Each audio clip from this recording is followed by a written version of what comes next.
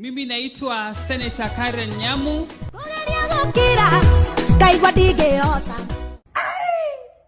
Leo ni kumoto manze. Na jinga kialia ukamo.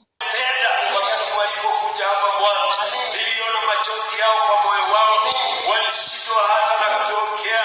Wengine tulienda mpaka tukaona Bwana wanalia kwa machozi yao.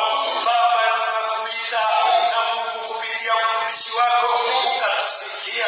Siku ya leo tunakushukuru ni sababu ni hapa tulianza, lakini hii safari Bwana ukatuonyesha uko pamoja nasi, ukatuonyesha Bwana unatupenda wewe Mfalme.